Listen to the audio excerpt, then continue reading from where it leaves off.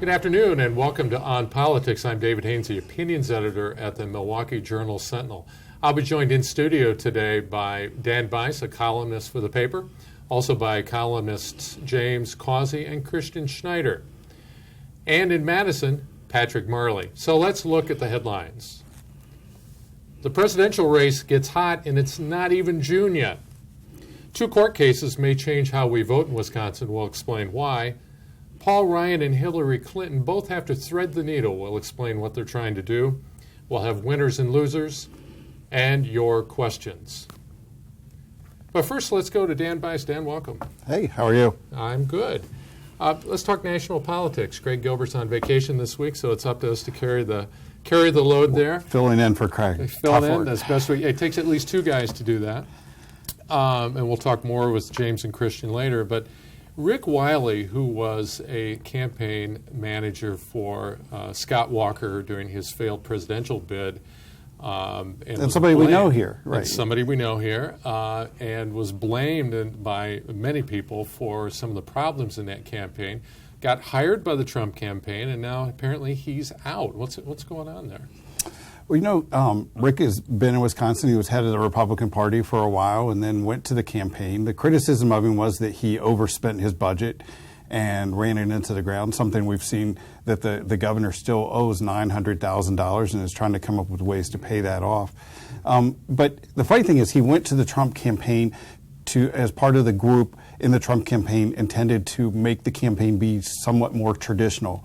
You have 2 forces within the Trump campaign. One, led by Corey Lewandowski, the campaign manager, who wants to let Trump be Trump and let him do the things that he's done that's gotten him as far as he did. And we just saw today that he has come up with enough votes now, delegates now, to win the nomination. He's pretty much clinched it. Right. And so, but then there's another side that wants thinking now that he has it, he's got to be more presidential. We've got to run things in a more traditional way. And Wiley was part of those forces. Yeah, and Paul Manafort brought him in.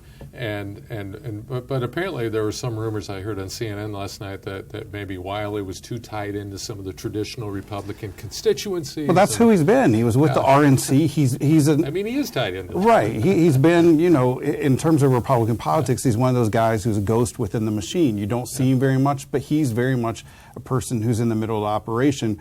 You know, when he signed on with Walker, I understand, you know, he went to the Republican convention, and one of the Walker people said that they were just amazed at the number of Republicans who flock around Rick, talk to him, because he's dealt with all those people. And you see there's going to be some sort of conflict between Trump, who wants to do things his own way. Most of his campaign staffers talk to him when he talks to them, not any time before that. And Rick, who's very much a traditionalist in terms of how he wants to run a campaign. There's no real sign of Trump being anything but Trump at this point, though. I mean, we haven't really seen the presidential Trump. Maybe we have. Right after Wisconsin, there was this big meeting where they sat down and tried to figure things out, and Trump gave this interview saying, maybe I'll dial it down a bit, maybe I'll try to be more presidential, and then like a week later it all changed. And this week we saw it with the attack on the New Mexico governor. Popular Republican in New Mexico. Everybody else in the party is talking about unity, but Trump still does his own thing. And you see Scott Walker, who's, she's the head of the Republican Governors Association. He's the number 2 in the Republican Governors Association. So he steps up and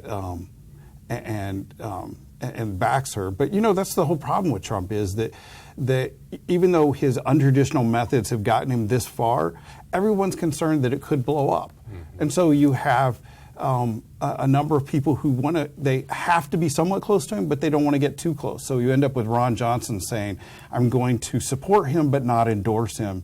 You have Scott Walker very, very reluctantly saying, I'll support the nominee. And then when you say, if the nominee is Donald Trump, he says yes. But you haven't heard him say he's going to endorse him. Well, I was going to ask you, do you think we'll see an actual endorsement from Scott Walker? I think you will see an actual endorsement from Paul Ryan because there are too many people watching and waiting for that to happen. For Scott Walker, I think he's going to try to avoid that as much as possible. You know, there's what they call the cheesehead revolution here in Wisconsin is very different from the Republican politics that you get from Donald Trump. In Wisconsin, it's a very ideological take on things, and Trump has rejected that, and he's come in here very sharply criticized Scott Walker. In a piece in the New York Times over the weekend, while this is going on, someone comes up and asks Trump, do you regret attacking Scott Walker like this? And he says, maybe, we'll see. So obviously he knows what he's doing when he did it, but if he does endorse, it's going to be one of the weakest and lamest endorsements ever, I'm guessing. Well, and to your point about Republicans not really knowing what to do with Trump, Ron Johnson was quoted in a Washington Post story earlier this week, along with some other vulnerable Republican senators, essentially saying, I'm not sure if I want Trump to come here or not to campaign for me. Yeah, and earlier he was joking about the Ronald and the Donald and all that, and I think that was fun until he became the nominee, and now you're wondering, does this help or does this hurt? Yeah. The fact is, we've got months and months and months to go, and I'm guessing there's going to be a wave of support and rejection, and you'll probably see Republicans move closer and further away, depending on what Trump says. Trump treats this as if it's a TV show. Each week he's got to have a new episode, new topic. Yeah, each day it's a new topic, a new thing that he's doing to try to keep the attention on him. But even though he's doing that, Hillary Clinton can't avoid the attention. Well, let's go to Hillary for a minute. A big report yesterday, sort of one of two big balls that will drop. This from the Inspector General in the State Department that essentially said she didn't follow the State Department rules. How big of a deal do you think that is for her campaign? Well, it's a big deal because her biggest issue is, and we have right now two candidates who've been voted for and supported by more than 10 million Republicans in Trump's case, more than 10 million Democrats in her case. But her problem is that people just don't trust her. Yeah. And so she is selling herself as the experienced and competent technocrat that she's tried to be over the last 30, 40 years because she's defined herself by her public service. And yet this is saying that her explanations have not been valid. They did not vet this process as they indicated they would. She didn't sit down for an interview. Right, she didn't even talk to the Inspector General, apparently. Right, and so it's a very defensive thing. And even though the story may not make it out to all, throughout the entire country, it just reinforces the notion that she's just someone you can't trust. So the Clinton campaign pushed back pretty hard on that. They said, others have done the same thing. Colin Powell, for example, but one big difference, Colin Powell's not running for president. Right, that's a big difference. So you have trust issues on both sides. You have a trust issue for her. People don't trust her because they think she's in it and doing things to protect herself and whatever. And with Trump, people don't trust him because you don't know what he's going to do next. And you're not even sure where he's coming from because he's changed his position so frequently on the issues. All right, Dan, we'll have to leave it there. Thanks a lot. Sure. Now let's go to a pre-recorded segment with Patrick Marley.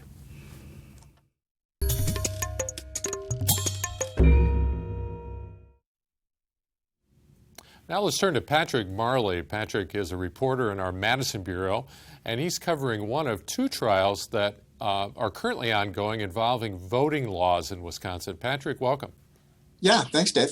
So let's start with the redistricting trial, which you're covering, and your colleague Jason Stein is covering a trial involving voter ID. But on redistricting, what is it that the Democrats are alleging? So in 2011, Republicans controlled all of state government. They got to redraw the lines for congressional districts and legislative districts. Every state does that based on census data every decade. And because they controlled, they were able to draw maps that favored them. And with the increase of technology, you can sort of get it block by block to the best partisan advantage. And they used those powers and drew maps that are very favorable to them in the Assembly and the Senate, to a lesser extent in Congress. And the Democrats, a group of 12 Democrats, have sued, saying that they basically went too far, that they took partisanship into account to such an extent that it violates the rights of Democrats, that they are hobbled in their ability to create majorities. And so they've put together this method for measuring partisanship. They're asking a panel of 3 federal judges to say that that is a good measure and that the Republicans did go too far and must create a new set of maps. Yeah. So without getting too far in the weeds here, can you talk about what that measure, how that measure works? Because it's fairly complicated, right? It is. It's a way that political scientists measure this stuff, where they create what they call they measure wasted votes. So basically, every vote over 50% that you need to elect a member of the state assembly is not needed because you've got your 50% or your 50% plus one to get someone elected. And so if you have districts with overwhelming majorities of Democrats, for instance, in the Madison area, where perhaps 80% of votes go toward a Democrat, those are votes that are wasted in their theory, and that could be put toward a different legislative candidate if you drew maps. So maybe in the outlying areas of Madison, if you were able to push more of those Democrats into those districts, there'd be more of a fighting chance to win some of those seats. And so they've claimed that they've packed all the Democrats into the Madison and Milwaukee areas, maybe some other parts of the state, preventing them from getting more seats than they have. Yeah. And to what extent is the intent of the map makers, in this case the GOP, going to matter in how this trial turns out?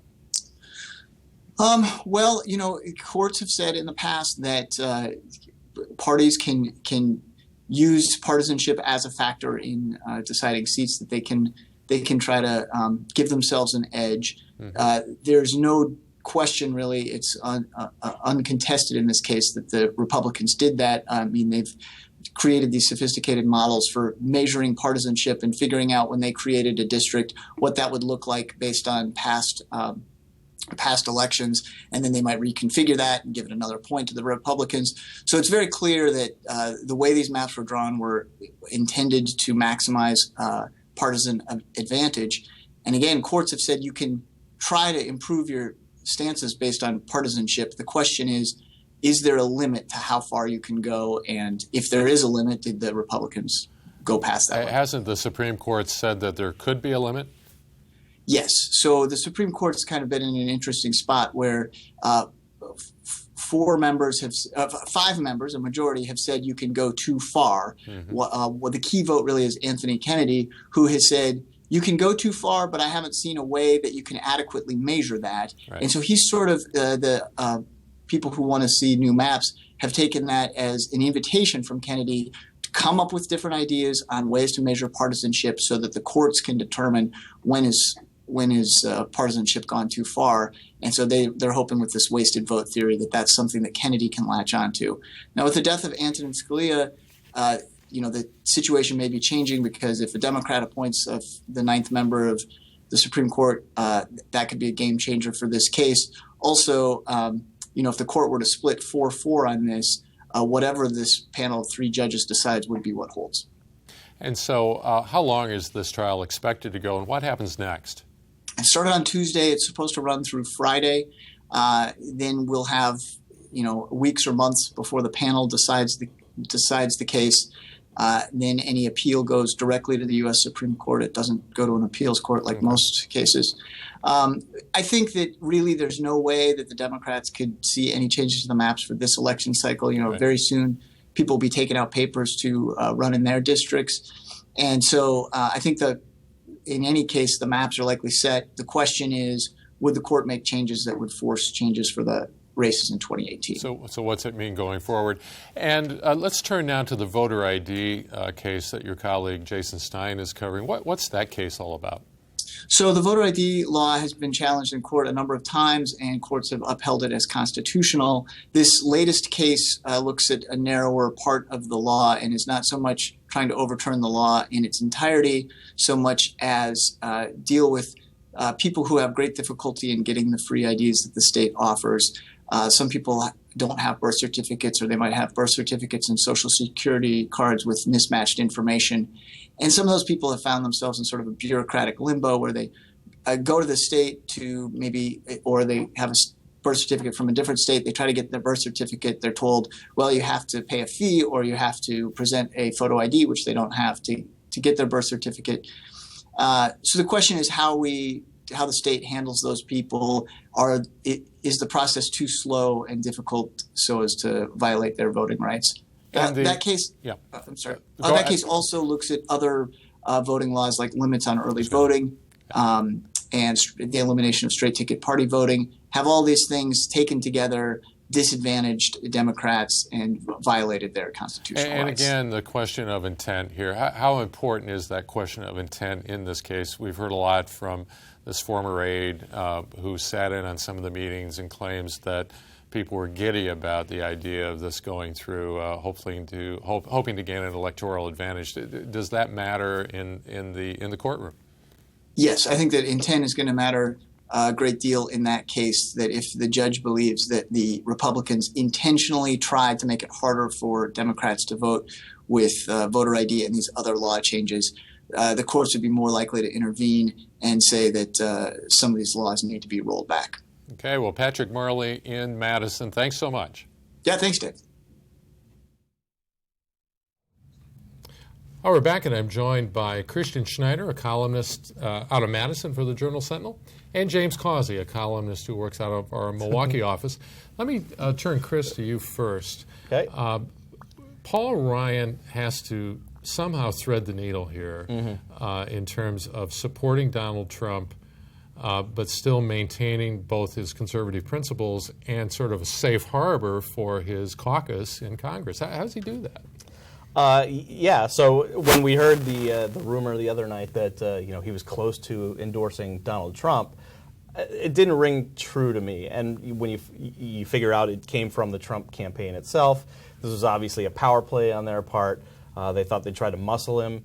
And so if their goal was to try to get him to endorse, I don't think that's exactly the right way to do it, to kind of show that you're bullying him into an endorsement.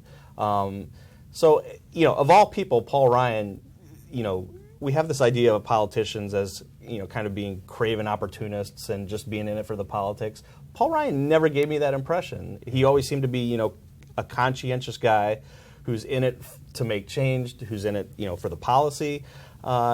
And so I was always holding out hope that he would be, the one to stand up against somebody who holds views that, he completely doesn't agree with. So in the event that he finally does endorse him, I think it would be extremely disappointing. I think the best that maybe we can hope for is that maybe he supports some of the things in Trump's platform without supporting Trump entirely. Is there any way the Speaker of the House of the party of the presumptive nominee cannot endorse the candidate? Is there any Yes, way? I think there's a way that he can do it. And you wrote about this, and you wrote well about this, Right. that what is the downside for him? The upside is that the conservatives, all the people like me, who want somebody to stand up for what they believe, the 60% of the people who voted against Trump in the primary, now we have actually somebody that represents us. And what's the downside? The Trump people are mad at him? I just don't see it. James? Well, the way I look at it, I think Paul Ryan is prolonging the inevitable. He's going to endorse him. So you say that he's not in it for himself, but by taking so long to endorse or to give his support, it's keeping him in the spotlight, and he doesn't need to be. He just needs to go ahead and say, I support him. Just be done with it and let the chips fall where But if they he may. says, I support him, you're supporting somebody who stands against every principle that you've held for the past 20 years in public office. But if he's not going to throw his name on the ticket or say, Well, I it's want to. kinda late now, It's but- kind of late now, but if he's not going to do it, then who else? Well, to James, your point, if Ryan, I think one problem for Ryan, and I think you're getting at this, is that if he did what Christian is advocating, doesn't it torpedo the Republicans? I don't think the way I look at it is we know it's coming. It's just a matter of time. Is it going to be this week, next week, or it's going to come before July? So he just needs to go ahead and do it. All right, James, let's turn to the other side of the aisle. We touched on Hillary Clinton a bit earlier in the program, but let's go back to Hillary now. She has a problem, and his name is, his initials are Bernie Sanders. How does Hillary unite this party? Think about this. 8 years ago, Hillary had this problem that was called, our president of the United States right now. Barack Obama. So she lost to a young black man 8 years ago, and now she's struggling against an old white man right now. So how does that make her feel? She thought she would have this wrapped up by now. I think a lot of people in the media thought she would have this wrapped up by now. So how does she unite the party? That's going to be the key question, because she may lose California. And if she loses California, then she has a whole whirlwind of other problems to deal with. It's possible she could wrap up the nomination in terms of delegate count by California, but still lose because they're very close in the latest poll out there. Right. What does that do to the party if she comes limping out of the convention? How she unites, I think if she does wrap it up, she needs to bring Bernie Sanders into the fold and have a good conversation with him and try to figure out a way to get him to say, yeah, I endorse her and voters unite, but I don't know if that's going to happen. Yeah. Chris, can you see any possibility that Bernie Sanders supporters say in parts of Wisconsin, could conceivably become Donald Trump supporters? I think that's entirely possible. I mean, I think there is, something to the whole Trump-Bernie phenomenon on each side. A lot of them, the thing they have in common is they're bringing a lot of people in who may not have been, part of politics before. All these new voters. The upside is that these people are supporting them. The downside is that they don't kind of really play by the traditional rules, which is why you see melees outside Trump campaign events. You see kind of the same thing, not the same thing, but you see unrest with Bernie supporters in Nevada, where you have these people that don't really kind of get where politics usually goes.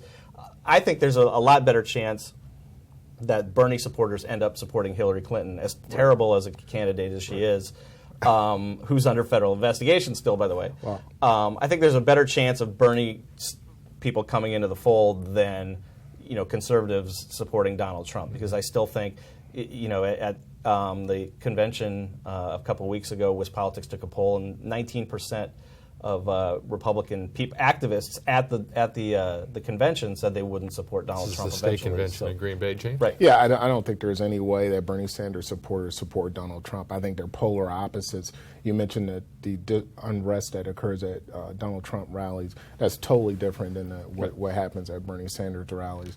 I think it's going to be tough. It's going to be a hard pill for a lot of people to swallow. But then again, this race is not over. I keep telling people that. We keep saying Hillary has it wrapped up. It's not over yet. Okay. So I still think we should wait and see what happens. All right. Well, let's go to our winners and losers segment. So, James, I'm going to start with you. Who's your winner this week? My winner this week is NPS. And NPS, because they decided to put money to the side for the Black Lives Matter movement, an initiative that will help 80% of the black and brown kids in NPS to understand where they come from.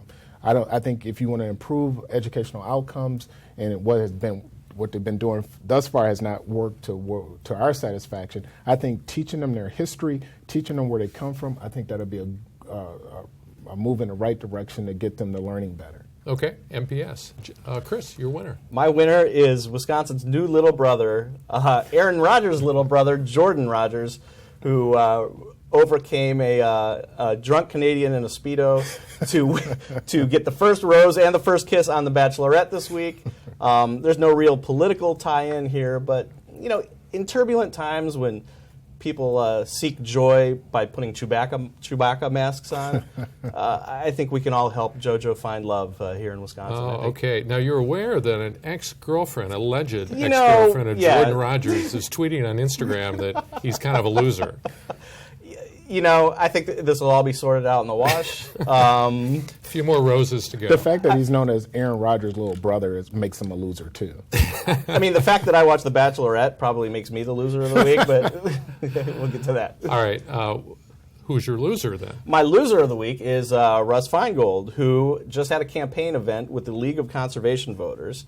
Obviously, Feingold spent his entire career talking down dark money groups and money in politics. League of Conservation Voters is one of these groups that is spending tens of thousands of dollars. They've spent, I think, $20 million in the last couple election cycles against Republicans. And he shows up at one of their campaign events to solicit their help. So for that reason, for that hypocrisy, he's my loser.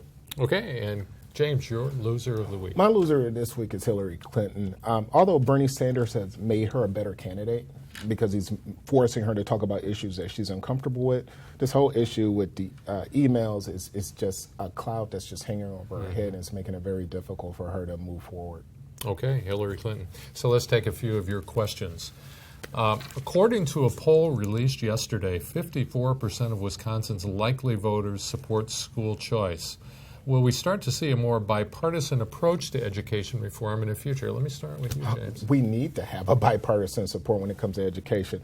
There's no one size fits all when it comes to education. We know kids learn differently. We know that it's going to take a united, all hands on deck approach in order to get kids to learn. So why wouldn't it take a bipartisan approach to get kids to succeed? So yeah, I think we'll see more of that. So, Chris, here's one for you. Considering that the Republican convention will essentially be made up of the base, many of whom do not support Trump as the nominee, what do you think the convention might look like? I think it's going to be interesting in who shows up to speak. I mean, who's going to be on a stage there supporting Donald Trump? Even the kind of the establishment that say, well, we're supporting, the candidate. They'll just say we support the nominee. They won't even say his name. So I think it's going to be really telling who actually shows up, stands on the stage, and supports Donald Trump. On the other hand, you might have a lot of faces that you don't normally see at a Republican event because you have all these celebrities and all these buddies of Trump that support him. So maybe Mike Tyson gets up and gives a speech or something. Well, I can think of a couple of names that may show up. Sheriff David Clark will probably be there. Yeah. What about David Duke? Well, what about the Democratic convention, James? We just talked about the issue here of Bernie Sanders supporters and can they be acclimated to the party? What's that convention going to look like? Oh God, that's a $1 million question. I think it's still going to be. It may come down to the wire. It's going to be contested. It's going to be a lot of hurt feelings at this convention. Could be. So I think whoever they bring on the stage to speak, they have to be uniting the party. And I don't know who that person is, but they got to have those type of people on the stage. All right, one final question for you, Chris. This viewer asks, this is from Michael, is never Trump enough? When will Schneider and other conservatives, that's you, openly advocate casting a vote for another candidate other than Trump? Let me rephrase it slightly. There isn't another conservative candidate yet, but there's still talk of Mitt Romney possibly running as a third-party contender. What do you think of that, and would you be comfortable with that? I would definitely be comfortable with it. I mean, there has to be somebody on the ticket that conservatives are comfortable showing up at the polls and voting for. Otherwise, a lot of them are going to stay home. I mean, top of the ticket runs everything. Presidential race runs everything. And if people like me stay home and don't want to vote for Trump, I mean, that kills the U.S. Senate and maybe even the House down the line. That's a wave election that's almost self-imposed by Republicans. So Mitt Romney has shown that he's getting like 22% in the polls right now. So, if it's him, if somehow people gravitate towards the Libertarian Party, which I just wrote about, that's another thing. He's getting 10% in some polls. Right. So, I mean, I'd all be for it. I talked to Paul Ryan. He said even if it's Mitt Romney, he doesn't want to see a third-party candidate, but I think it's what the party needs to save the down ticket. Yeah. Okay. I just would you stay at home if it's just Donald Trump? No, not me, just because I live and die this stuff. But I think a lot of people would just be so turned off by him that they would just stay home. Yeah. All right. Well, we'll have to leave it there. My thanks to Christian Schneider and James Causey, columnists for the Milwaukee Journal Sentinel. Earlier, we heard from Patrick Marley in Madison and Daniel Bice. I'm David Hainsey, Opinions Editor. Thanks for joining us for another edition of On Politics.